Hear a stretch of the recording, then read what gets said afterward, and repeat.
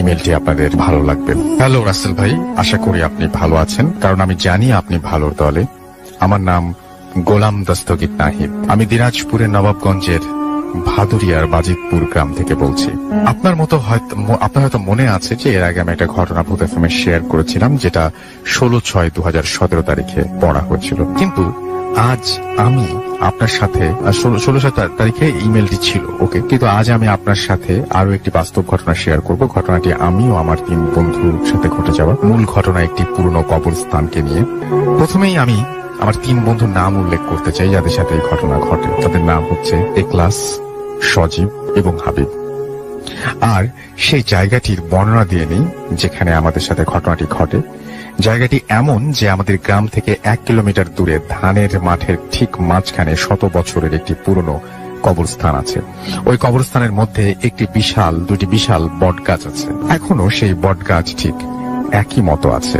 আর একটা বট গাছ লাগিয়েছে গ্রামের মানুষ। মোট 3টি বট গাছ আছে, তার মধ্যে বড় গাছ দুটি কবরস্থানের ঠিক একই রকম বয়সের, আর বাকি একটা ছোট। গ্রাম থেকে কবরস্থানে যাবার জন্য তেমন ভালো কোনো রাস্তাঘাটের ব্যবস্থা ছিল না, গ্রামে বিদ্যুৎ ছিল না। একদম অজপাড়াগা একটা গ্রাম। ধানের ক্ষেতের চওড়া আল দিয়ে যেতে হতো ওই কবরস্থানে। পথটা গ্রামের শেষ থেকে শুরু হয়ে সোজা পুরনো কবরস্থানে গিয়ে শেষ হয়েছে। ওই পুরনো কবরস্থানের পাশে একটা পুকুর ছিল।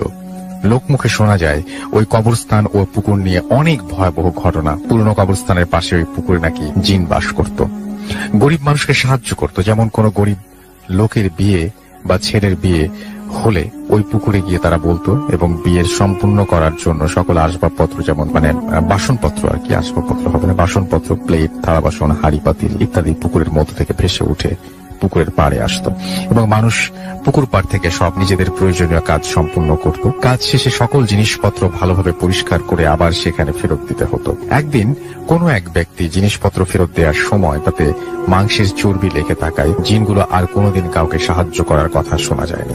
জিনগুলো নাকি সারা জীবনের জন্য ওই পুকুর থেকে চলে যায়। আবার ওই পুকুরের পাশে কবরস্থান নিয়ে লোকমুখে এখনো শোনা যায় অনেক ভয়ানক ঘটনা। যেমন ওই কবরস্থানে কোনো এক গ্রামের সকল মৃত মানুষের লাশ কবর দেয়া হতো, এবং কিছু লোক নাকি রাতের অন্ধকারে মৃত ব্যক্তির মাথা কেটে নিয়ে যেত। পরদিন সকালে মাথা কাটা ব্যক্তির লাশ কবরের উপর পাওয়া যেত। এই ঘটনা বেশ কিছুদিন ধরে চলতে থাকে। এই ঘটনার সূত্রপাত হয় অচেনা এক ব্যক্তির লাশ পুরনো কবরস্থানে দাফন করার পর থেকে। কোন এক অশুভ রাতে গ্রামের বাইরে পুরনো কবরস্থানের সব থেকে বড় বট গাছে অচেনা এক ব্যক্তির লাশ দুটি হাতের আঙুল কাটা অবস্থায় লতার সঙ্গে ঝুলতে দেখা যায়। হঠাৎ এক অচেনা ব্যক্তির লাশ দেখে গ্রামের মানুষ অনেক ভয় পেয়ে যায়। গ্রামের সকলে লাশটিকে চিনতে না পারায় সকল গ্রামে ঢেরা পিটিয়ে খবর দেয়া হয়। বিভিন্ন গ্রাম থেকে শত শত মানুষ লাশটিকে দেখতে আসেন, কিন্তু কোনো গ্রামের মানুষ লাশটিকে চিনতে পারে না। অবশেষে গ্রামের মানুষ লাশটিকে রাতারাতি পুরনো কবরস্থানে দাফনের ব্যবস্থা করে, এবং দাফন কাজ শেষ করে গ্রামের মানুষ চলে আসে। পরদিন সকালে সেই মৃতদেহ সহ আরো 2জন অচেনা ব্যক্তির মৃতদেহ ওই কবরের ওপর মাথা কাটা অবস্থায় পাওয়া যায়। কিন্তু অবাকের বিষয়, গত রাতের লতায় ঝুলে থাকা লাশটির মাথা অক্ষত ছিল। বাকি 2জন লোকের মাথা শরীর থেকে সম্পূর্ণ আলাদা এবং নিখোঁজ ছিল। এই দেখে গ্রামের মানুষ আতঙ্কে পড়ে যায়। তারা মনে করে কে বা কারা এসে রাতে অন্ধকারে লাশের মাথা কেটে নিয়ে যায়। তাই গ্রামের মানুষ কবরস্থান পাহারা দেওয়ার ব্যবস্থা করে। কবর পাহারা দেওয়ার জন্য 2জন জওয়ানকে রাখা হয়, এবং তারা হাতে টর্চ ও লাঠি নিয়ে রাত 10টা থেকে ভোর 4টা পর্যন্ত কবর পাহারা দিতে শুরু করে। 3 দিন পর্যন্ত তারা খুব ভালোভাবে কবরস্থান পাহারা দেয়। 4র্থ দিনে তারা কবরস্থানে কান্নার শব্দ শুনতে পায়, এবং তারা টর্চ দিয়ে পুরো কবরস্থান খুঁজতে থাকে, কিন্তু কোথাও কাউকে পায় না। কিন্তু এক সময় পুরো কবরস্থান খোঁজা শেষে সেই পুকুর পাড়ে টর্চ দিয়ে দেখে অনেকগুলো শেয়াল একসাথে একটি লাশকে ছিঁড়ে খাচ্ছে। শেয়ালগুলো স্বাভাবিকের থেকে অনেক বড় ছিল, এবং তাদের চোখগুলো জ্বলজ্বল করছিল। এই দেখে তারা প্রাণপণে নিজের গ্রামের দিকে ছুটতে থাকে, এবং গ্রামের সকল মানুষকে ঘটনা খুলে বলে। সঙ্গে সঙ্গে গ্রামের মানুষ তার আগুনের মশাল নিয়ে সেই পুরনো কবরস্থানের দিকে এগোতে থাকে এবং তারা পুরনো কবরস্থানে পৌঁছানোর পর সকালে সকলে মিলে নিজ চোখে সেই একই জিনিস দেখতে পায়, একটি লাশকে কিছু শেয়াল মিলে ছেঁড়ে খাচ্ছে। গ্রামের সকল মানুষ যখন শেয়ালগুলোর উপর আক্রমণ করে তৎক্ষণাৎ শেয়ালগুলো সেখান থেকে পালিয়ে যায়। পরে তারা লাশটি পেলেও লাশের মাথা নিখোঁজ ছিল এবং অনেক খোঁজার পরও লাশটির মাথা খুঁজে পাওয়া যায় না। লাশের হাত দুটি দেখে গ্রামের মানুষ বুঝতে পারে এইটা সেই বট গাছের লতায় ঝুলতে থাকা লাশটি। তখন গ্রামের মানুষ ধরেই নেয় যে লাশটি তাদের ও তাদের কবরস্থানের জন্য শুভ নয়, কারণ ওই লাশটি কবর দেওয়ার পর থেকে সকল লাশের মাথা চুরি হচ্ছে।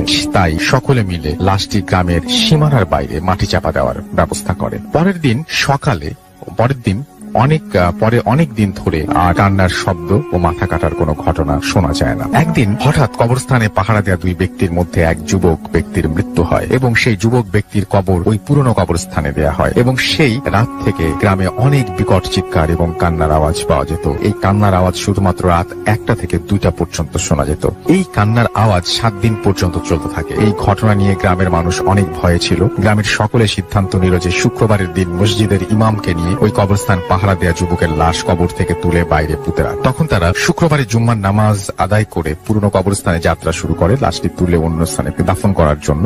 কিন্তু তারা পুরনো কবরস্থানে গিয়ে যা দেখে গ্রামের মানুষ আরো বেশি আতঙ্কে পড়ে যায়। তারা দেখে ওই কবর পাহারা দেওয়া যুবক ব্যক্তির লাশ ঠিক একইভাবে মাথা কাটা অবস্থায় কবরের উপর পড়ে আছে, পুরো শরীর পচে গেছে। গ্রামের মানুষ পচা লাশটি বস্তার মধ্যে ভরে গ্রামের বাইরে নিয়ে রেখে আসে। তারপর অনেকদিন যাবৎ কবরস্থানে আর কোনো লাশ কবর দেওয়া হয় না। গ্রামের মানুষ ওই কবরস্থানে লাশ দাফন করা একেবারে নিষিদ্ধ করে দেয়। তারপর আমাদের সময় অর্থাৎ 2008 সালে অনেক বছর পর কবরস্থানটিতে আবার নতুন করে মানুষ কবর দেওয়া শুরু করার সিদ্ধান্ত নেয় মসজিদ কমিটি। তারপর পুরনো কবরস্থানটি আবার নতুন করে চালু করার জন্য কাজ শুরু হয়। অনেক লোক লাগিয়ে কবরস্থান পরিষ্কার করা হয়, সকল ঝোপঝাড় কেটে সাফ করা হয়। একটানা 9 বছর কবরস্থানটি ভালোই চলছিল, কিন্তু স্বপ্নেও ভাবিনি আমাদের সঙ্গে আবার সেই পুরনো ঘটনা ঘটতে চলেছে। সেদিন সকাল থেকেই আমাদের 3 বন্ধু, দিনটা অন্য দিনের মতো খুব একটা ভালো যাচ্ছিল না। শুধু মনে হচ্ছিল আজ কি যেন একটা হবে। যেমন কথা তেমন কাজ। ওই দিন বিকেল 5টার সময় আমাদের গ্রামের দুঃসম্পর্কের এক আঙ্কেল মারা যায়। সকলে অবাক, অল্প বয়সে মৃত্যু, তাও আবার সুস্থ মানুষ ভাবে হয়তো হার্ট অ্যাটাক এর কারণে মৃত্যু হয়েছে। যাই হোক, সকলে দ্রুত সম্ভব দাফনের কাজ তাড়াতাড়ি শেষ, কিন্তু সকল কাজ সম্পূর্ণ করতে করতে আত্মীয় স্বজন আসতে আসতে রাত 8টা বেজে যায়। তখন গ্রামের মানুষ লাশটি নিয়ে পুরনো কবরস্থানের দিকে যাত্রা শুরু করে। আমরা 3 বন্ধু ওই লাশের পেছনে ছিলাম এবং সবচেয়ে অবাক করার বিষয় হচ্ছে লাশের পেছনে যত মানুষ হবার কথা তার অর্ধেক মানুষও ছিল না। আমরা ভাবলাম রাত হয়ে গেছে বলে হয়তো মানুষ কম। এই কথা ভেবে আমরা কিছুক্ষণ হাঁটার পর লাশটি কবরস্থানে নিয়ে পৌঁছালাম। এমনিতেই অন্ধকার কবরস্থানটার ওপর, আবার এই কবরস্থান নিয়ে মানুষের মুখে অনেক কথাও প্রচলিত আছে। সকলে চিন্তা ভাবনা করে তাড়াতাড়ি লাশ দাফন করে বাসায় চলে আসি। যাই হোক, লাশ দেখে টর্চের আলোতে জানাজা ভালোভাবে শেষ করা হলো। এবার লাশ কবরে নামানোর জন্য সবার অনুমতি নিয়ে লাশ কবরে নামার কাজও ভালোভাবে শেষ করা হয়। আমরা 4 বন্ধু সবার শেষে কবরে মাটি দিই, কারণ আমার বাড়ি থেকে প্ল্যান করে আমরা এসেছিলাম যে সবার শেষে কবরস্থান থেকে বের হব। সবার মনেই ভয় কাজ করছিল, তবুও আমরা টর্চ নিয়ে রেডি। আজ যা হবার হবে। লোকমুখে এত ঘটনা শুনি এই কবরস্থান নিয়ে, আজ নিজেই দেখবো কি আছে এখানে। তো যেমন কথা তেমন কাজ। আমরা সবার শেষে কবরে মাটি দিলাম এবং কবরস্থানের পাশে পুকুর পাড়ে বসে গল্প করতে লাগলাম। 20 থেকে 25 মিনিট পর হালকা আওয়াজ শুনতে পাই, কিছুটা জল টাং ভাঙার আওয়াজের মতো। তখন আমরা ভাবি কেউ আসলো মনে হয় কবরে মাটি দেওয়ার জন্য। বকা খাওয়ার ভয়ে 4 বন্ধু চুপটি মেরেছিলাম, গাছের আলোয় লুকিয়ে পড়ে যাতে আমাদের দেখা না যায়। প্রায় 10-15-20 মিনিট অপেক্ষা করি। সেই দিন ছিল চাঁদনি রাত।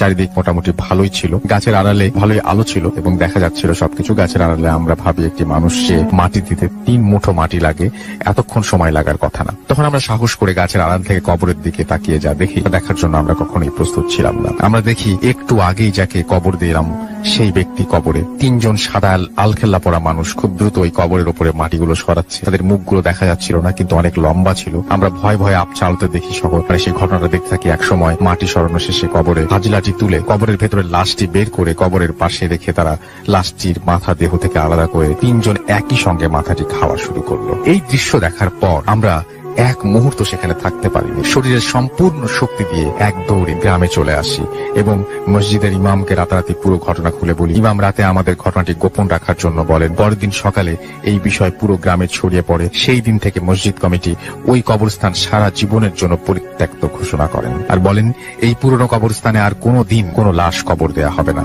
এবং ওই কবরস্থান পুরো একই মতো আছে সবকিছু, শুধু যাবার পথে রাস্তাঘাট সব আগের মতোই আছে, একটু উন্নত ক্ষতি হয়েছে যদিও। তো এই ছিল 4 বন্ধুর জীবনে ঘটে যাওয়া বিশাল অভিজ্ঞতা, যা আপনাদের সাথে শেয়ার করলাম। ভালো লাগলে শেয়ার করবেন। স্টুডিওতে এসে আমার একটা ইমেল এই মুহূর্তে রয়েছে, যে ইমেলটা আমি পড়ে শোনাতে চাই, যেভাবে লিখেছেন ঠিক সেভাবে। আসসালামু আলাইকুম রাসেল ভাই, চিঠির শুরুতে আমার সালাম নেবেন। আশা করি ভালো আছেন, কারণ আপনি সব সময় ভালোর দলে। আজকে আমি আমার জীবনে ঘটে যাওয়া একটি ঘটনা আপনার কাছে শেয়ার করলাম। যদি ভালো লাগে তাহলে পড়ে শোনাবেন। গুছিয়ে লিখতে না পারার জন্য দুঃখিত। আমার নাম তুহিন, আমি চাঁদপুরে থাকি। ঘটনাটি ঘটে আজ থেকে 3 বছর আগে, 2015 সালে। তখন আমি ইন্টারমিডিয়েটের ছাত্র। চাঁদপুর সদর থেকে আমি নানুবাড়ি, আমার খুব বেশি দূরে নয়, আমরা প্রায় 8 বছর আগে শহর থেকে পরিবার সমেত নানুবাড়িতে শিফট হয়েছি। আবার আমার বাবা একজন প্রবাসী, তখন থেকে নানুবাড়িতেই বড় হয়েছি। আজকে আমি যে ঘটনাটি আপনাদের কাছে শেয়ার করব বা বলতে যাচ্ছি, তা আমার জীবনে ঘটে যাওয়া সবচেয়ে কষ্টকর এবং বাস্তব ঘটনা। ঘটনাটি ঘটে আমার নানুকে নিয়ে। 2015 মার্চ 28 রাত 11:50 দিকে হঠাৎ নানু প্রচন্ড বুকে ব্যথা অনুভব করে।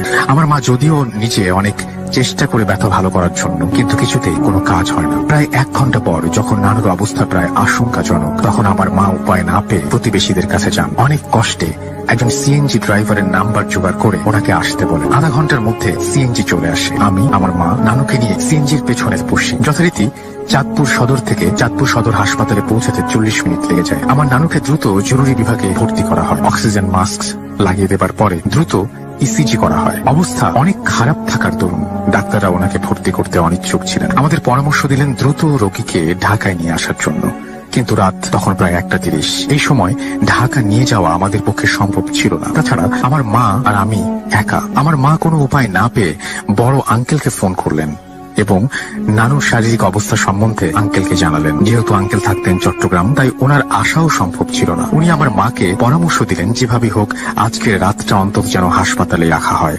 পরে ঢাকা নেওয়ার ব্যবস্থা করা হয়। রোগীর অবস্থা করুণ হওয়ার কারণে আমার মাকে বসেই থাকতে হয়। তারপর আমার নানুকে হাসপাতালের 4th তলা অর্থাৎ গাইনি ওয়ার্ডে ভর্তি করা হয়। যেহেতু পুরুষের প্রবেশ নিষেধ, তাই আমাকে গেটের বাইরেই বসে থাকতে হয়। রাত 2টা। গেটে একটু দূরে কিছু পুরনো কেচি গেট পড়ে আসছিল, সেখানে আমি বসলাম। হঠাৎ আমি লক্ষ্য করলাম আমার পাশে কেউ একজন চাদর মুড়ি দিয়ে বসে আছে। আমি ভাবলাম হয়তো ওনার কোনো রোগীর ভেতরে আছে। এই ভেবে আমি ওখানে বসে ঝিমোতে লাগলাম। তুহিন, এই তুহিন। হঠাৎ আমার মায়ের ডাকে আমার ঝিমুনি কেটে গেল। আমি দৌড়ে গেলাম গেটের কাছে। যেহেতু গেটের তালা ছিল, তাই আমি ভেতরে প্রবেশ করতে পারলাম না। আমি বললাম, কি ব্যাপার, নানু কেমন আছে? মা বলল, ইনজেকশন এবং স্যালাইন দিয়েছে, এখন ঘুমাচ্ছে। আত্মীয়দেরকে ফোন দিতে ব্যালেন্স প্রায় শেষ। আমাকে রিচার্জ করার জন্য 100 টাকা দিলেন। আমি মোবাইলের দিকে তাকিয়ে দেখলাম 3:10 বাজে। আমি ভাবলাম হয়তো কোনো দোকান খোলা পেতেও পারে। এই ভেবে আমি রওনা দেব, এমন সময় কেউ একজন ডাক দিল, বলল, ভাই কোথায় যান? আমি হতচকিত হয়ে উঠলাম। দেখলাম চাদরে জড়ানো ওই লোকটা বসে রয়েছে। আমাকে আবার বলল, ভাই কোথায় যান? বললাম, এই তো একটু রিচার্জের দোকানে যাই, আপনার কিছু লাগবে? লোকটি এবার চুপ। আমি কেমন একটা ভয় অনুভব করলাম। চলেন, আমিও আপনার সাথে চাই। যাক, ভালোই হলো, এত রাতে একজনকে পাওয়া গেল। হাসপাতালের সিঁড়ি দিয়ে নামার সময় লোকটির মুখ খুলল। আমাকে জিজ্ঞেস করলো, ভাই এত রাতে কাকে নিয়ে আসছে? আমি সবকিছু বলার পর লোকটি দীর্ঘশ্বাস ছাড়লেন। আমি ওনার ব্যাপারে জিজ্ঞেস করতেই উনি কেমন একটু অন্যরকম হয়ে গেলেন। মোবাইলের আলোয় ওনার সম্পূর্ণ চেহারাটা স্পষ্ট নয়। এই গরমেও চাদর দিয়ে মুখখানা আষ্টে পৃষ্ঠে ঢেকে রেখেছেন। উনি ওনার ঘটনা বলতে শুরু করলেন। ওনার পরিবারে উনি একা, বাবা নেই, মারা গেছেন অনেক আগে। একমাত্র মাকে নিয়েই পরিবার। আজ সন্ধ্যায় ওনার মার বুকে প্রচন্ড ব্যথা অনুভব করেন। ওনার একজন খালা ছিল, উনি সহ ওনার মাকে নিয়ে চলে আসেন। যথারীতি 10টার পর গেট বন্ধ করে দেওয়া হয়। মহিলা ওয়ার্ডে কোনো পুরুষকে থাকতে দেওয়া হয় না। ওনার মা নাকি এর আগেও এমন কয়েকবার হয়েছিল, কিন্তু অন্যবার ওষুধ খেয়ে ভালো হয়ে যেত। এবার ব্যথা এত বেশি ছিল যে হাসপাতালে আনতেই হলো। কথা বলতে বলতে আমরা মেইন রোডে চলে আসলাম। কয়েকটা ফার্মেসি আর হাসপাতালের কিছু দোকান খোলা ছিল, কিন্তু ফ্লেক্সি লোড, রিচার্জ করার দোকান সব বন্ধ। আমি আর উনি হাঁটতে হাঁটতে প্রায় বাস স্ট্যান্ডের কাছে চলে আসলাম, কিন্তু কোনো লোডের দোকান খোলা ছিল না। তাই বাধ্য হয়ে হাসপাতালে ফিরতে শুরু করলাম। হঠাৎ উনি বললেন, ভাই আমি আর যাবো না, তুমি চলে যাও। আমি আশ্চর্য হয়ে জিজ্ঞেস করলাম, কেন? উনি গোঙাতে গোঙাতে বললেন, আমার মা আর বাঁচবে না, ওনার সময় শেষ হয়ে এসেছে। এটা কি বলছেন আপনি? আমি আশ্চর্য হয়ে জিজ্ঞাসা করলাম। উনি আমাকে কিছু বলার সুযোগ না দিয়ে খুব দ্রুত হাঁটতে লাগলেন। আমি ওনার সঙ্গে সঙ্গে হাঁটার চেষ্টা করলাম, কিন্তু আমি সর্বশক্তি দিয়ে দৌড়েও ওনার কাছে যেতে পারলাম না। ভাই, ও ভাই, ভাই দাঁড়ান, আরে দৌড়াচ্ছেন কেন? কথাগুলো বলতে বলতে আমি হাঁপিয়ে গেলাম, কিন্তু না, উনি এতটুকু থামলেন। আমার চোখের সামনে কেমন অস্পষ্ট ভাবে হাওয়ায় মিলিয়ে যেতে লাগলেন। গভীর রাত, মোবাইলের ফ্ল্যাশ লাইটটাও আমার একমাত্র সম্বল। ওনার এমন আচরণে আমি বিস্মিত হয়েছি ঠিকই, কিন্তু খেয়াল করিনি কখন উনি আমায় ছেড়ে অনেক দূরে চলে গেছেন, অনেক দূরে। দ্রুত আমি হাসপাতালে ফিরে যাই। পড়িমড়ি করে হাসপাতালের সিঁড়ি বেয়ে 4 তলায় উঠি। কই, কোথাও কোনো মানুষের চিহ্ন নেই। একটু আগে চাদরে মুড়ি দেয়া লোকটা সেখানে নেই। আমি ভাবলাম হয়তো এখনো আসেনি লোকটা। এই 7-5 ভাবতে ভাবতে ওই পুরনো কেচি গেটের সামনে বসে ঝিমুতে লাগলাম। ভোর 6টা 20। হঠাৎ আমার ঘুম ভেঙে যায়। আমি আমার মায়ের ফোনে রিং করি, নানুর অবস্থা সম্পর্কে জিজ্ঞাসা করি। মা বলল এখন কিছুটা ভালো। আমি ওদিক দিয়ে তাকিয়ে চাদরে মুড়ি দেয়া লোকটাকে দেখতে পেলাম না। 8টা 30।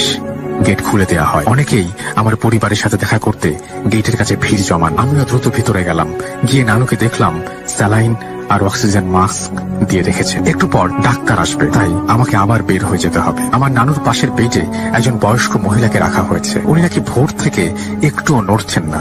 নার্সদের ধারণা হয়তো বেশি স্যালাইনের কারণে ঘুমে আড়ষ্ট হয়ে গেছেন। কিন্তু ঘটনা ঘটে ভোর 10টার সময়, যখন ডাক্তার এসে দেখেন ওনার হার্টবিট নেই। ওনার নাড়ি টিপে দেখেন না, জীবিত নেই, উনি মারা গিয়েছেন। লাশটা নরম হতে শুরু করেছে। রোগীর সাথে তার বোন এসেছিল। উনি কান্নায় ভেঙে পড়েন। লাশটা অল্প কিছুক্ষণের মধ্যেই হাসপাতালের বেড থেকে অ্যাম্বুলেন্সে করে নিয়ে গেলেন ওনার বোন। আমার মায়ের সাথে নাকি গত রাত্রে অনেক কথা হয়েছিল ওনার। সেই সূত্রে আমি জানতে পারি ওনার এক ছেলে ছিল। ছেলেটা নাকি একটু পাগল স্বভাবের। এলাকার সবার সাথে পাগলামি করতে বলে অনেক মার খেতে হয়েছে। দিন রাত ঘুরে বেড়ানো ছাড়া আর কোনো কাজ ছিল না ওর। খিদের সময় বাড়িতে এসে ভাত খেয়ে যেত, কিন্তু কোনো রাত্রে বাড়িতে ফিরতো না। কিন্তু কয়েকদিন হলো ওর কোনো খোঁজই নেই। অনেক খোঁজাখুঁজির পর ওকে একটা কচুরি পানার ডোবায় পাওয়া যায়। পচে গলে চেহারা এত বিচ্ছিরি হয়ে গিয়েছিল যে লাশটা দেখেও সবাই ভয় পেয়ে গেছে।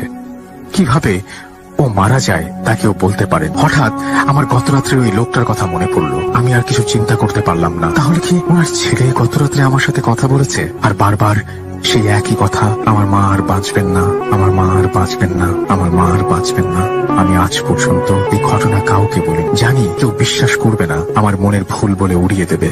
কোনোদিন আর কাউকে বলার সুযোগ হয়ে ওঠেনি, তাই আপনাকে ঘটনাটি পাঠিয়ে দিলাম। ভালো লাগলে পড়ে শোনাবেন। আর হ্যাঁ, দুঃখের সাথে বলতে হচ্ছে দীর্ঘ 9 মাস হার্টের ব্যথায় আক্রান্ত হয়ে একদিন ভোরবেলা আমার নানু ইন্তেকাল করে। আল্লাহ ওনাকে জান্নাতবাসী করুন, আমিন। তো এই ছিল ঘটনা। আশা করছি ঘটনাটি আপনাদের ভালো লেগেছে। আসসালামু আলাইকুম রাসেল ভাই, আশা করি ভালো আছেন। আমি সারওয়ার হোসেন শাহিন। মোবাইল নাম্বার তারপর দিয়েছেন। তিনি একটি বেসরকারি প্রতিষ্ঠানে আছেন এবং তিনি বলছেন যে আমাদের অফিসের আশেপাশেই তার অফিস, সেটা তিনি জানিয়েছেন। এবং তিনি বলেছেন যে স্টুডিওতে এসে তার ঘটনা বলা সম্ভব নয়। তিনি ভূত এফএমের একজন নিয়মিত শ্রোতা এবং তার বাড়ি লালমনিরহাট জেলা সদরের কোনো এক এলাকায়। কোনো এক কারণে এলাকার নাম তার কাছে গোপন রাখতে হলো। এবার আসি মূল ঘটনায়। ঘটনা 1995-96 সালে। তখন আমি ক্লাস 6 কি 7-এ পড়ি। আমাদের বাড়ি অদূরেই একটা বাড়ি ছিল লোকমান ভাইদের। লোকমান ভাই, ওনার স্ত্রী আর ছোট ভাই লিয়াকতকে নিয়েছিল ওনাদের পরিবার। লোকমান ভাই বিয়ে করার 7-8 বছর হয়ে গেলেও ওনাদের কোনো সন্তানাদি হচ্ছিল না। অনেক ডাক্তার কবিরাজ দেখিয়েও কোনো সুফল না পেয়ে হতাশায় ভুগতে থাকেন। লোকমান ভাই জেলা পরিষদে পিয়নের চাকরি করতেন এবং ওনার ছোট ভাই কলেজে পড়তেন, তাই ওনার স্ত্রী প্রায় সময় বাসায় একা থাকতেন। একদিন ভর দুপুর বেলা ওনার স্ত্রী রান্না করছিলেন। এমন সময় একটি পাগল বাড়িতে ঢুকে ওনার স্ত্রীকে বলে, মারে আমি 3-4 দিন থেকে না খাওয়া, আমাকে একটু ভাত খেতে দিবি? ওই পাগলের ছেঁড়া নোংরা পোশাক আর শরীর থেকে পচা দুর্গন্ধ বেরোচ্ছিল, যেটা ওনার স্ত্রী সহ্য করতে পারছিলেন না। তারপরেও ওনার স্ত্রী ওই পাগলকে বললেন, ডাল আর করলা ভাজি হয়ে গেছে, শুধু মাছের তরকারিটা চুলোয়, আপনি মাদুরটা নিয়ে বসুন, অপেক্ষা করুন, আমি দিচ্ছি। পাগলটা বসতে বসতে বলল, মা আমি মাছ খাই না, শুধু ডাল আর করলা ভাজি দে, ওতেই আমার চলবে। লোকমান ভাইয়ের স্ত্রী সবকিছু বেড়ে এনে ওনার সামনে দিলেন, হাত ধোয়ার পানি দিলেন, কিন্তু পাগলটা হাত না ধুয়েই খাওয়া শুরু করলো। পাতিল থেকে ভাত বেড়ে দিচ্ছিলেন, পাগলটা খেয়েই চলছে। একসময় পাতিলের ভাত প্রায় শেষ। পাগলটা বলল, পেট ভরে গেছে মা, আর খাবো না, আমাকে যে সব ভাত বেড়ে দিলি, এখন তোরা কি খাবি? লোকমান ভাইয়ের স্ত্রী বললেন, সমস্যা নেই বাবা, ঘরে চাল আছে, আমি আবার রান্না বসিয়ে দেবো, আপনি আর একটু ভাত নিন। পাগলটা হাত ধুতে ধুতে বলল, তোর কোনো সন্তান নেই তাই না? লোকমান ভাইয়ের স্ত্রী অবাক হয়ে বললেন, না নেই, কিন্তু আপনি জানলেন কি করে? পাগলটা কোনো জবাব না দিয়ে উঠে দাঁড়িয়ে বলল, ফজরের নামাজ শেষে তুই আর তোর স্বামী মিলে তোদের কুল বড়ই গাছটায় ঝাঁকুনি দিবি, দেখবি একটি কুল পড়বে, আর ওটা দুজনে ভাগ করে খাবি। লোকমান ভাইয়ের স্ত্রী বললেন, বাবা এখন তো কুলের সিজন না, কি করে কুল পড়বে? পাগলটা ধমকে সরে বলল, তোকে যা করতে বলছি তাই করবি, আর এই কথা বল তুই তোর স্বামী ছাড়া আর কাউকে জানতে দিবি না। তোর ছেলে মেয়ে যেটাই হোক 12 বছর পর্যন্ত খুব চোখে চোখে সাবধানে রাখবি। এই বলে পাগলটা চলে গেল। কিন্তু আশ্চর্যের বিষয় হলো, লোকমান ভাইয়ের স্ত্রী যখন ভাতের পাতিল থেকে যা খাওয়া সামান্য ভাত বেড়ে আবার রান্না করতে যাবে, তখনই দেখতে পান ভাত পাতিল ভরা, এমনকি ডাল, করলা ভাজি সব ঠিক আছে, যেমনটি পাগলটা আসার সময় ছিল। উনি নিজের চোখকেই বিশ্বাস করতে পারছিলেন। যাই হোক, রাতে তার স্বামীকে সব খুলে বলেন। লোকমান ভাই হেসে উড়িয়ে দিয়ে বললেন, তুমি স্বপ্ন দেখেছ হয়তো। ওনারা দুজনেই ছিলেন 5 ওয়াক্তের নামাজ। ফজরের নামাজ শেষে লোকমান ভাই ওনার স্ত্রীকে নিয়ে কুল গাছের নিচে গিয়ে সত্যিই ঝাঁকুনি দিতেই একটি বড় আকৃতির কুল ঝরে পড়ে এবং দুজনে আশ্চর্য হয়ে যায়। কারণ এখন বর্ষাকাল, কুলের সিজন নয়। দুজনে সমান ভাগ করে কুলটা খায়। এই কুল যেন গাছের কুলের মতো না, এটা অনেক সুস্বাদু, মিষ্টি এবং সুগন্ধযুক্ত। এমন ফল আগে কখনো খায়নি ওরা। 2 মাস যেতে না যেতেই স্ত্রী টের পেলেন উনি সন্তান সম্ভবা। ওনার স্বামীকে বললেন যে ওনার স্বামী পরীক্ষা করার জন্য ডাক্তারের কাছে নিয়ে গেলেন। ডাক্তার সব পরীক্ষা করে বললেন, মিষ্টি খাওয়ান, আপনারা তো বাবা মা হতে চলেছেন। দিন যায়, মাস যায়। একদিন ওনার স্ত্রী ফুটফুটে এক কন্যা সন্তানের জন্ম দিলেন। মেয়ের ডাক নাম রাখা হলো লামিয়া। পরম আদর ভালোবাসায় বেড়ে উঠতে লাগলো মেয়েটা। কিন্তু মেয়েটা ছিল ভীষণ চঞ্চল, এক জায়গায় স্থির থাকতে চাইতো না। হামাগুড়ি দিয়ে মুহূর্তেই বাড়ির আঙিনায় এপাশ থেকে ওপাশে চলে যেত। যেহেতু লোকমান ভাইয়ের স্ত্রী একাই বাসায় থাকতেন আর ওনাকে বাড়ির কাজে এদিক সেদিক যেতে হতো, ওর ওপর বাড়তি নজর রাখার জন্য কোমরে একটা পিতলের ঝুনঝুনি বেঁধে দেওয়া হয়েছিল। এবং এখন যেখানেই সে যায় ঝুনঝুন শব্দ হতে থাকে এবং লামিয়াকে খুঁজে পেতে আর সমস্যা হয় না। এভাবেই দিন কাটতে থাকে। লামিয়াও হাঁটতে শিখে যায়, বাড়ির আনাচে কানাচে ঘুরে বেড়ায়, ওর সমবয়সী শিশুদের সাথে বাগানে খেলা করে। একদিন সন্ধ্যার আগে লামিয়াকে খুঁজে পাওয়া যাচ্ছিল না। ওদের বাড়ির পেছনে একটা পুকুর ছিল, ওই পুকুরেই পাওয়া গেল লামিয়ার মরদেহ। বাসায় কান্নাকাটির শোকের ছায়া নেমে এলো এলাকা জুড়ে। লোকমান ভাইয়ের স্ত্রী তখন ছিলেন 5-6 মাসের সন্তান সম্ভবা। মেয়ে হারানোর শোকে বারবার জ্ঞান হারাচ্ছিলেন। গর্ভের সন্তানের কথা চিন্তা করে ওনাকে হাসপাতালে ভর্তি করানো হলো। লোকমান ভাইয়ের কান্নাও যেন থামছে না। ওনার স্ত্রী হাসপাতালে থাকায় শেষবারের মতো মেয়েকে আর দেখার সুযোগ পান। তাই লামিয়ার কবর ওই বাগানের এক কোণে পুকুর পাড়ে দেয়া হয়। ওনাদের বাড়ি ঘরটা ছোট বড় গাছে ভরা। দিনের বেলা যত সুন্দর, রাতে তার চেয়ে ভয়ঙ্কর। 6-7 দিন পর ওনার স্ত্রীকে হাসপাতাল থেকে নিয়ে আসা হয়। ওনার স্ত্রী প্রায় সব সময় ওই কবরের পাশে গিয়ে কান্না করে আর প্রতিবেশীরা সান্ত্বনা দিয়ে তাকে নিয়ে আসে। 1 মাস কেটে যায়। মেয়ে হারানোর শোক কিছুটা ভুলে গেছেন ওনারা। একদিন রাত আনুমানিক 2:30 থেকে 3টা হবে। হঠাৎ লোকমান ভাইয়ের স্ত্রীর ঘুম ভেঙে যায়। ওনার কানে ঝুনঝুনির ঝুনঝুন ঝুনঝুন শব্দ ভেসে আসে। মনে হয় বাড়ির আঙিনায় ঝুনঝুনি পড়ে কেউ হাঁটছে, ঠিক যেমন লামিয়া হাঁটতো। উনি ভালো করে শব্দটা শোনার চেষ্টা করে। একবার উঠোনের এপাশে আর একবার ওপাশে যাচ্ছে শব্দটা। ওনার সারা গায়ে কাঁটা দিয়ে ওঠে। উনি ভাবেন দরজা খুলে দেখবেন নাকি। এক সময় ওনার স্বামীকে ডেকে তুলে বললেন, হেই, তুমি কি শুনছো? লোকমান ভাই চোখ কসলতে কসলতে বললেন, কি শুনবো, কি হয়েছে? ওনার স্ত্রী বললেন, আমাদের লামিয়া যেমন উঠানে হাঁটতো আর ঝুনঝুনির শব্দ ঝুনঝুন শব্দ হতো, আমি সেই সব রকম শব্দ শুনতে পেলাম উঠোনে। দুজনে 1 মিনিটের মতো চুপ করে রইলেন, কিন্তু আর কোনো শব্দ হলো না। লোকমান ভাই বললেন, মেয়ের শোক তুমি এখনো ভুলতে পারোনি, তাই তোমার কাছে এমনটা মনে হয়েছে। ওনার স্ত্রীও ভাবলেন, হয়তো হতে পারে ভুল শুনেছি। এরপর 3-4 দিন পর আবারও একদিন রাতে ওনার স্ত্রীর সাথে এমনটা হলো, কিন্তু ওই দিন আর স্বামীকে কিছু বললেন। উনি সাহস করে দরজা খুলতেও ভয় পাচ্ছেন, যদি কিছু দেখে ফেলেন তখন হয়তো গর্ভের সন্তান ক্ষতি হতে পারে। এভাবেই রাতেই ওনার স্ত্রী ঝুনঝুন শব্দটা শুনতে পায়। একটু ভয় লাগলেও ওনার কাছে শব্দটা শোনা একটা নেশার মতো হয়ে যায়। কিন্তু তার স্বামীকে আর তিনি সেটা বলেন না। তখন ওই এলাকায় বিদ্যুৎ পৌঁছায়নি। ওনাদের বাথরুমটা বাগানের এক পাশে ছিল। রাতে প্রকৃতির ডাকে সাড়া দেবার দিতে হলে ওনারা ওনার স্বামীকে নিয়ে যেতেন, কিন্তু কোনোদিন কিছু দেখেননি। একদিন রাতে লোকমান ভাইয়ের বাথরুম যাবার প্রয়োজন হয়। লোকমান ভাই বলে, আজ আমিও ঝুনঝুনির শব্দ শুনতে পেয়েছি। ওনার স্ত্রী ভয় পাবে বলে তাই দোলনার কথাটা আর বলে না। ওনার স্ত্রী বলল, তুমি আজ পেয়েছো আর আমি প্রতি রাতে পাই। একদিন কাজ বেশি থাকায় লোকমান ভাইয়ের বাসায় আসতে রাত 8টার মতো বেজে যায়। তিনি সাইকেল থেকে নেমে গেট দিয়ে বাসায় প্রবেশ করতেই দেখতে পারেন একটা বাচ্চা মানুষের মতো ছায়া উঠোনের মাঝখানে দৌড়ে বাগানের দিকে চলে গেল। তিনি কোনো মতে সাইকেল রেখে ঢুকে যায়, স্ত্রীকে কিছু বলে না। একদিন রাতে খাবার সময় লোকমান ভাই তার ছোট ভাই বলে সেও নাকি উঠোনে ঝুনঝুনির শব্দ শুনতে পায়। জানালা খুলে দেখে কিছুই নেই। ওনারা ভয় পাবে বলে লোকমান ভাই ওর কথায় পাত্তা দেয় না। লোকমান ভাইদের বাগানের পাশে আয়নাল হক চাচাদের বাসা ছিল। একদিন আয়নাল হক চাচা লোকমান ভাইকে কথায় কথায় বলেন, লোকমান, তোমরা কি রাতে মোমবাতি নিয়ে বাথরুমে যাও? তোমার আর টর্চ আছে, ওটা নিয়ে যাবে। মোমবাতি নিয়ে বাথরুমে যাওয়াটা ঠিক না। লোকমান ভাই ভ্রু কুঁচকে বলেন, কই, না তো চাচা, আমরা মোমবাতি ব্যবহার করি না, কুপি নয়তো লণ্ঠন জ্বালাই, আর বাথরুমে গেলে টর্চ নিয়ে যায়। আয়নাল হক চাচা বলেন, তাহলে আমি রাতে কি দেখি কেমন মিটমিটে আলো নিয়ে যায় আবার আসে তোমাদের বাগানে? লোকমান ভাই আগ্রহের সাথে জানতে চায়, একটু খুলে বলবেন কি চাচা?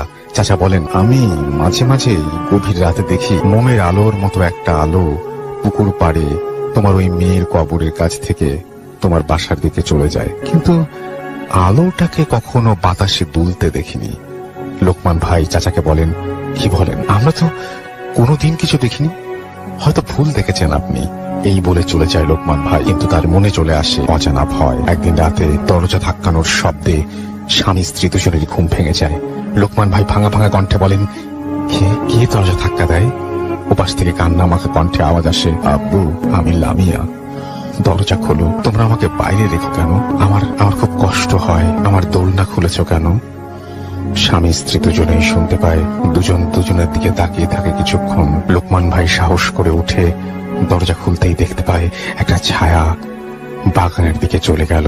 সেদিন রাতে আর ঘুম হয় না। ফজরের নামাজ শেষে মসজিদের ইমাম সাহেবকে সবকিছু খুলে বলে। পরদিন বিকেলে ইমাম সাহেব এসে পানি পড়ে বাড়ির চারিদিকে ছিটিয়ে দিয়ে যায়। তারপর 2-3 মাস আর কিছু হয় না, সবাই সবকিছু ভুলে গেছে। আর ঘটনাটা এখানেই শেষ হলে ভালো হতো, কিন্তু না। লোকমান ভাইয়ের শাশুড়ি বাড়িতে আসেন। এদিকে ওনার স্ত্রীর সন্তান প্রসব করার সময় হয়, ওনাকে হাসপাতালে ভর্তি করা হয়। রাত 1:30 হবে। লোকমান ভাইয়ের স্ত্রী আবারও একটি কন্যা সন্তান প্রসব করেন। সবাই হাসপাতাল থেকে যায়, কিন্তু বাড়ি পাহারা দেওয়ার জন্য লোকমান ভাই ওনার ছোট ভাই লিয়াকতকে বাসায় যেতে বলেন। হাসপাতাল থেকে বাসায় আসতে লিয়াকতের 1 ঘন্টার মতো সময় লাগে। ফজরের নামাজ শেষে লোকমান ভাই যখন বাসায় আসেন, তখন দেখতে পান ওনার ছোট ভাই উঠোনে পড়ে আছেন। পানি ছিটিয়ে জ্ঞান ফেরানো হয় লিয়াকতের শরীরে তখন অনেক জ্বর। জানতে চায় ওর কি হয়েছিল। লিয়াকত বলে, আমি যখন বাসায় ঢুকি তখন দেখতে পাই আমাদের ঘরের দরজার সামনে ছোট একটি মেয়ে দাঁড়ানো। আমি কে ওখানে বলতেই যখন আমার দিকে ঘুরে দাঁড়ায়, তখন দেখি ওটা লামিয়া। ওর মুখটা পুকুর থেকে তোলার সময় যেমন ফ্যাকাশে ছিল ওই রকমই আছে। আমার দিকে হাত বাড়িয়ে দিয়ে বলছিল কোলে নিতে। আমার কিছু মনে নেই। লিয়াকতের জ্বর 4-5 দিন ছিল, কিন্তু জ্বর ভালো হয়ে গেলেও রাতে স্বপ্ন দেখতো ওই ঘটনা আর চিৎকার দিয়ে উঠত। শহরের বড় মসজিদের ইমামকে ঘটনা বলার পর ইমাম সাহেব এসে বাড়ি বন্ধ করে দিয়ে যান। এভাবে বেশ কিছুদিন ভালোই কাটে, কোনো সমস্যা হয় না। লোকমান ভাই যে ঘরে থাকতেন ওই ঘরে খাটের পাশেই একটা ছোট জানালা ছিল, আর ওই জানালা দিয়ে পুরো বাগানটা দেখা যেত। একদিন রাতে কাশি ফেলার জন্য জানালা খুলতেই দেখতে পান মেয়ের কবরের উপরে একটা আলো মিটমিট করে জ্বলছে। উনি জানালা লাগিয়ে একটু ফাঁক রেখে দেখার চেষ্টা করেন, কিন্তু একটা বাতাস এসে আলোটা নিভিয়ে দেয়। এরপর প্রায় প্রতি রাতেই চুপি চুপি ওই আলোটা দেখেন। এখন ওনার ভয় লাগে না, তবে মেয়েটার কথা ভেবে খুব কষ্ট পান, কাঁদেন। 5-6 মাস কেটে যায়। ওনাদের পরের বাচ্চাটাও দেখতে দেখতে ওই মেয়ের মতোই হয়েছে, বিন্দু মাত্র তফাৎ। মেয়েকে ঘুম পাড়িয়ে যখন লোকমান ভাইয়ের স্ত্রী এদিক সেদিক যান, তখন ফিরে এসে দেখেন মেয়ে শুয়ে শুয়ে একদিকে আকাশের দিকে তাকিয়ে খিলখিল করে হাসছে। দেখলে মনে হবে কারোর সাথে খেলছে, অথচ 2-3 মিনিট হবে ঘুম পাড়িয়ে গেছে। সামনে গেলে একটা বাতাস শো করে চলে যায়। প্রায় এমন হয় ওনার স্বামীকে বলেন, ওনার স্বামী যা হবার হোক, তবে ভয় পাবার কিছু নেই। আমার মন বলে ও আমার মেয়ে, আমাদের কোনো ক্ষতি সে করবে না। অনেকেই রাতে লোকমান ভাইদের বাগানে আলো জ্বলতে নিত্য দেখেছে। ওনার পরের মেয়েটাও আস্তে আস্তে হাঁটতে শিখে যায়। একদিন দুপুরে ওনার স্ত্রী রান্না করছিল, এমন সময় ওই পাগলটা যে এসেছিল সে আবার আসে। লোকমান ভাইয়ের স্ত্রী পাগলকে বসতে বলেন, কিন্তু পাগলটা না বসে শুধু বলে, তোকে না বলেছিলাম সন্তানকে চোখে চোখে রাখবি? শোন, তোর মেয়ের জানাজার নামাজ যে ইমামকে দিয়ে পড়িয়েছিলি, কোনো একটা কারণে তার কোনো একটা ঝামেলা হয়েছিল সেখানে, তাই মেয়ের জানাজা পরিপূর্ণ হয়। ভালো ইমাম আরো একজন ইমামকে দিয়ে গায়েবী জানাজা পড়িয়ে দিস, সব ঠিক হয়ে যাবে। এই বলে পাগলটা চলে যায়। পরে জানাজা পড়ানো হয় এবং সব ঠিক হয়ে যায়, আর কোনো সমস্যা হয় না। পরে যে মেয়ে হয় সেও বড় হয়ে যায়, বিয়ে হয়ে যায়। এখন অবশ্য তারা ওই বাড়ি বিক্রি করে অন্য জায়গায় চলে গেছে। সম্পূর্ণ সত্য একটা ঘটনা। যতটুকু নিজে দেখেছি তার চেয়ে আমার মা বাবার মুখে শুনেছি ভালোভাবে। এলাকার মুরব্বী যারা ছিলেন সবাই এই ঘটনা জানেন। হয়তো গুছিয়ে লিখতে পারিনি, ভালো লাগলে শ্রোতাদের পড়ে শোনাবেন। আমার কাছে আরো ঘটনা রয়েছে, সময় পেলে পাঠিয়ে দেব। ভালো থাকবেন। বুথ এফএমের সবার জন্য রইল শুভকামনা। সরওয়ার হোসেন শাহিন, থানাপাড়া, থানা পোস্ট, জেলা লালমনিরহাট। হ্যাঁ, উনি কোন একটা কারণে, ব্যস্ততার কারণে ফোন ধরতে পারেনি। তারপরে ফোনে কথা হলো এবং আমি বললাম যে আপনার ঘটনাটা আমি পড়েছি, আমার কাছে অদ্ভুত লেগেছে, কিন্তু ঘটনাটা যে আমি বিশ্বাস করবো আমি ঠিক বুঝতে পারছি না যে কিভাবে, কেন বিশ্বাস করবো বা কি। উনি জাস্ট একটা কথাই আমাকে উত্তরে বলেছেন যে এই ঘটনার সমস্ত দায়িত্ব আমি নিলাম, এবং যদি কোনো সমস্যা হয় উনি আমাকে ওনার ফেসবুকের আইডি আমাকে মেইল করেছেন এবং তিনি বলেছেন যে যে কেউ যোগাযোগ করতে পারে, এটা সমস্ত কিছুর দায়িত্ব আমি নিলাম। আমি ঘটনাটা পড়ার সাহস পাচ্ছি তার কথাতেই, এবং আমি পড়ে ফেলছি সেই ঘটনাটি ঠিক যেভাবে তিনি লিখেছেন। প্রিয় রাসেল ভাই, সালাম নিবেন, কেমন আছেন জানতে চাইবো না, কারণ আমি জানি যে আপনি বরাবরই ভালো থাকেন এবং ভালো থাকারই দলে। আমি সরওয়ার হোসেন, আমি আশুলিয়া থাকি। কথা না বাড়িয়ে আমি আমার ঘটনায় চলে যাচ্ছি। এই ঘটনাটা আমার সাথে ঘটেছিল 2011 সালের রমজান মাসে। ঘটনাটা ভৌতিক কিনা আমি জানি না, তবে ঘটনাটা বড় অদ্ভুত, যার কোনো ব্যাখ্যা আমি আজও খুঁজে পাই নাই। 2011 সালের রমজান মাসে আমি আমার নানি বাড়ি বরিশালের অন্তর্ভুক্ত সেলিমপুরে বেড়াতে গিয়েছিলাম। আমার জীবনে ওই বাড়ি আমি প্রথম আমার নানির বাড়ি গিয়েছিলাম। নানিদের গ্রামটা অজপাড়া গ্রাম বলতে যা বোঝায় ঠিক তাই। এখনো ওই গ্রামে বিদ্যুৎ পৌঁছায়নি। গ্রামে পাকা রাস্তা বলতে ইটের তৈরি রাস্তা। ওই গ্রামে কেবলমাত্র গ্রামীণ সিম ছাড়া কোনো সিমের নেটওয়ার্ক পাওয়া যায় না। এমনকি ওই গ্রামে এফএম রেডিও পর্যন্ত চলে না। নিশ্চয়ই সবাই বুঝতে পারছেন যে এটা আজ অব্দি কতটা অনুন্নত। যাই হোক, বেড়ানোর শেষে এবার আমার বাসায় ফেরার পালা। নানি বাড়ি যেতে হলে বড় একটা নদী পার হতে হয়, যার এক প্রান্তের নাম সাহেবরামপুর এবং অপর প্রান্তের নাম সেলিমপুর। ট্রলারে করে এই নদীটি পাড়ি দিতে প্রায় 45 মিনিট সময় লাগে। তো আমি ওই নদীর ট্রলার ঘাটে এসে উপস্থিত হলাম এবং ট্রলারে উঠলাম। প্রতিবার ট্রলারে ইঞ্জিন চালিত নৌকা সেটা হচ্ছে 15 জন যাত্রী নেয়, কিন্তু তখন কেবলমাত্র আমি সহ ট্রলারে যাত্রী মাত্র 4 জন। সুতরাং বোঝাই যাচ্ছে যে ট্রলার ছাড়তে বেশ দেরি হবে। স্মোকিং এর বদ অভ্যাস ছিল এবং বদ অভ্যাস থাকায় আমি একটি সিগারেট ধরিয়ে ট্রলারে উঠে বসলাম। সিগারেট প্রায় শেষ, এমন সময় দেখি একজন বৃদ্ধ লোক ট্রলারে ওঠার জন্য এগিয়ে আসছে। বৃদ্ধ লোকটির উচ্চতা দেখলে যে কেউ অবাক হবে। লোকটির উচ্চতা স্বাভাবিকের চাইতে বেশি বলেই মনে হলো। লোকটির পরনে ছিল লম্বা লম্বা সাদা পাঞ্জাবি, মুখ ভর্তি সাদা সাদা দাড়ি। লোকটির শরীর থেকে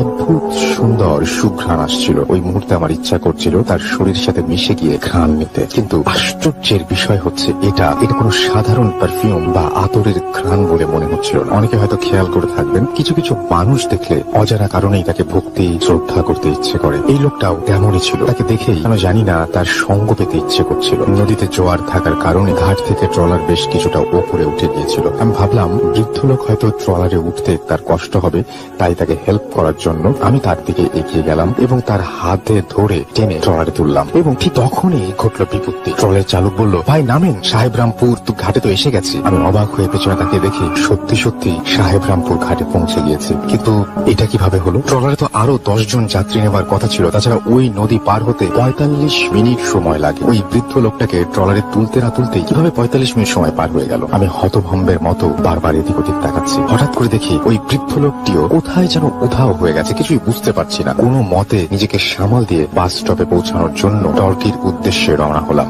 সময়ের ব্যবধানে টর্কি পৌঁছেও গেলাম, কিন্তু টর্কি গিয়ে দেখি আরেক ঝামেলা। টর্কি টু বরিশালের লোকাল বাস চালকদের কোনো একটা কারণে ধর্মঘট চলছে, তাই আজ কোনো লোকাল গাড়ি চলবে না। এখন বরিশাল যাওয়ার একমাত্র উপায় হচ্ছে ঢাকা থেকে বরিশালের উদ্দেশ্যে আসা বাস। আমি একা একা বাসের জন্য ওয়েট করছি। আমার থেকে প্রায় 20 হাত দূরে একটা বাসের কাউন্টার, এবং কাউন্টারে প্রায় 30 থেকে 40 জন লোক বরিশালগামী বাসের জন্য ওয়েট করছে। আমার পেছনে হাত দুয়েক দূরেই পান সিগারেটের দোকান।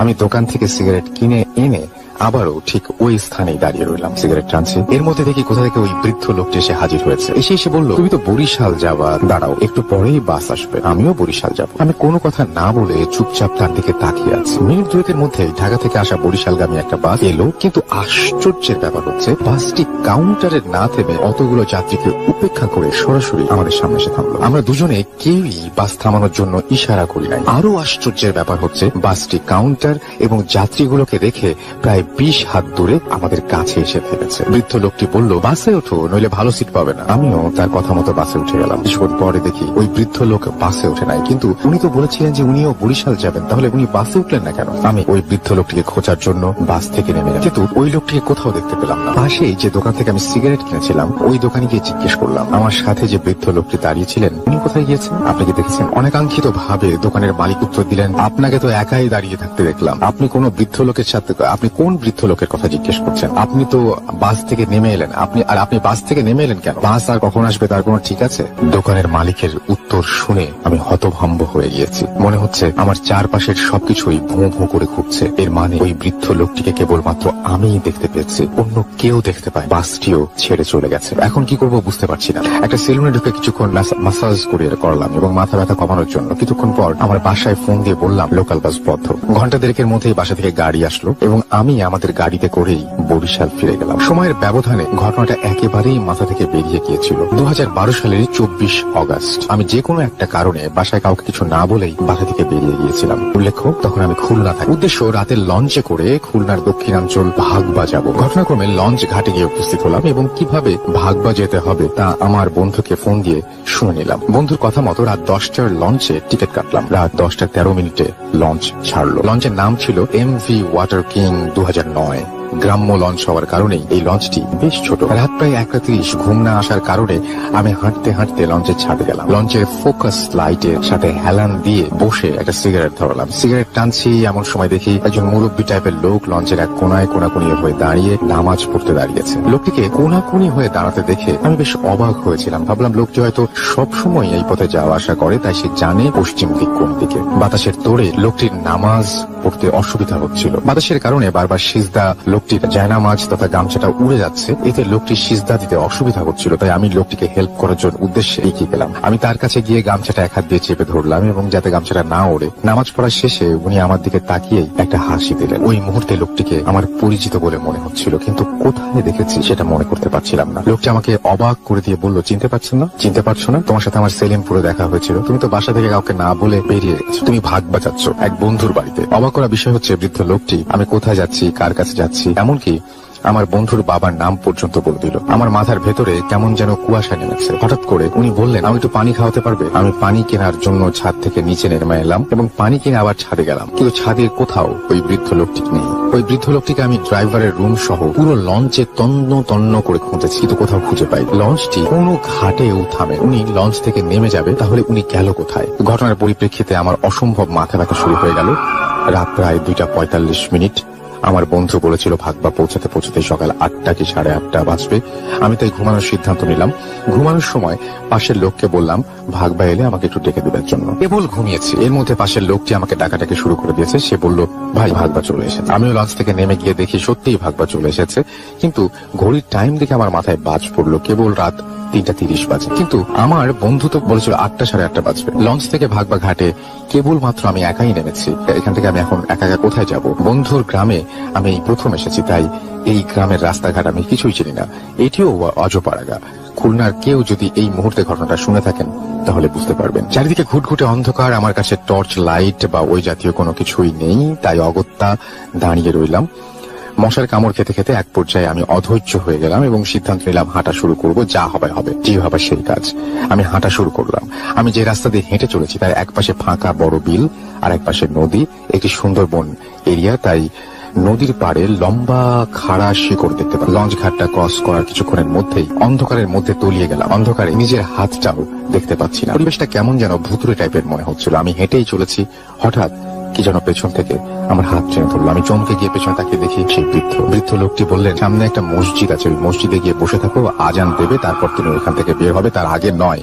মসজিদের পেছনে বড় মটকিতে পানি রাখা আছে, পানি খাওয়ার দরকার হলে ওইখান থেকে পানি খেয়ে নেবে। আচ্ছা, এক নিঃশ্বাসে কথাগুলো বলে বৃদ্ধ লোকটি উল্টো পথে হন হন করে হাঁটা শুরু করলেন। বৃদ্ধ লোকটির কথা মতো আমি মসজিদে গিয়ে বসে রইলাম, কিন্তু মশার কামড় আর সহ্য করতে পারছি না। অগত্যা হাঁটা শুরু করলাম। মিনিট 2 হাঁটার পর কে যেন পেছন থেকে বজ্র কণ্ঠে আমার নাম ধরে ডাক দিল। পিছনে তাকিয়ে দেখে ওই বৃদ্ধ লোকটি রক্ত চক্ষু নিয়ে আমার দিকে তাকিয়েছে। সে বলে উঠলো, তোকে না বললাম আজান হওয়া পর্যন্ত আজ পর্যন্ত মসজিদ থেকে বের হবি না? যা মসজিদে গিয়ে বয়, আজান হবে তারপরে মসজিদ থেকে বের হবি।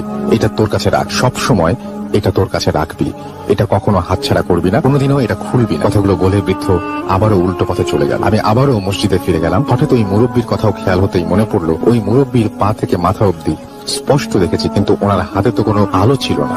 তাহলে এত অন্ধকারের ভেতর আমি কিভাবে ওনাকে দেখতে পেলাম? কিছুই বুঝতে পারছি না। আমার সাথে সব কি হচ্ছে?